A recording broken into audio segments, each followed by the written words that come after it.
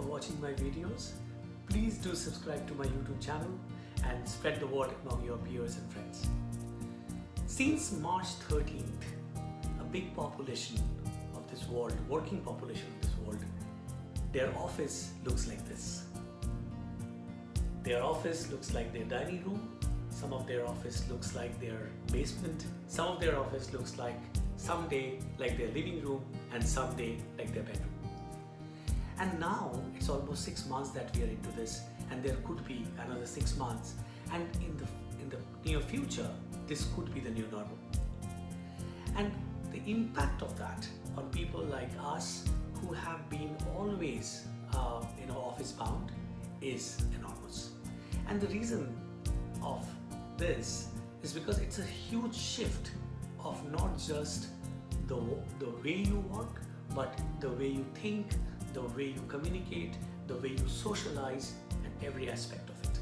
We have to also remember that previously, before March 13th, about 10 to 12 hours of our time used to be in that part of the world and that part of the space, which is now suddenly changed. I thought that I would bring in this topic now because now it looks like that this is how it's going to be for some more time.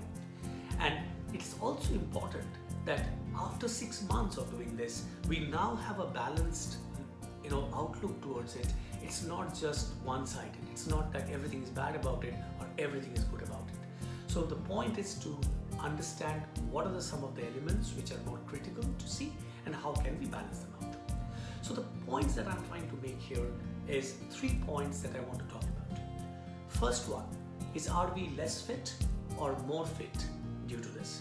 Obviously, we want to remain fit. That's what our ultimate goal is. The reason why we might be less fit is because 1, our natural movement has got restricted. 2, our eating habits might have changed because now your restaurant eating, your breakfast, your lunch, and all that you used to do is now just a couple of steps away into your kitchen.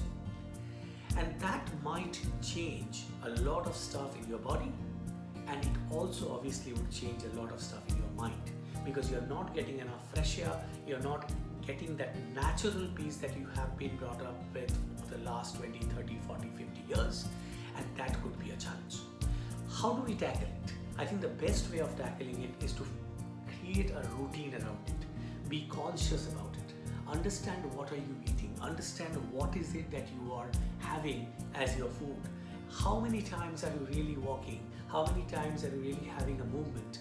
And try to keep a track of it in your mind, if not just in a proper recorded way, but just make sure that you are trying to be active and you are trying to be fit in your mind and your body. The second point, which is very important, is it less working or is it more free time or is it more working? What is going on? Some people might feel that, oh, I have more free time, and some people might find that I'm really working and working and working. The specific reason for that is that previously our time of travel between our work and home used to be the differentiator, the window between the two worlds.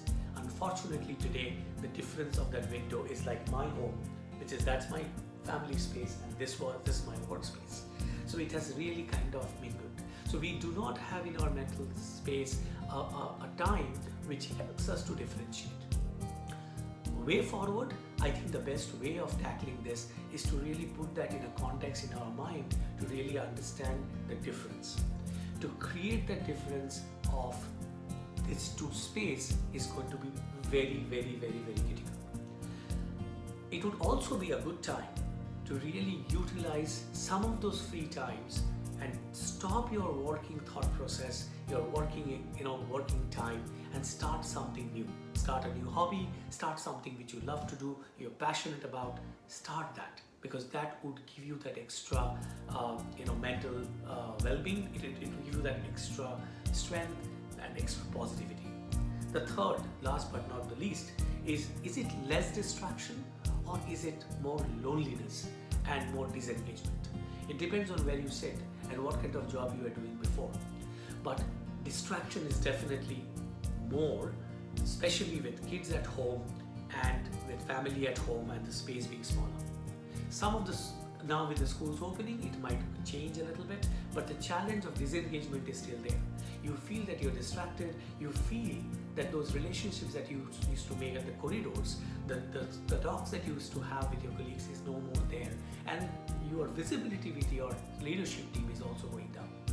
The best way of managing that is again creating a routine, creating an itinerary, understanding who are the right people, who are the people with whom you used to keep in touch with, make a list of it, and then really try to reach out to them consciously. Not always through a video call, just a phone call is good enough, but do it as a routine. I hope these points make sense and it will help. Thanks for watching my videos. Have a nice day.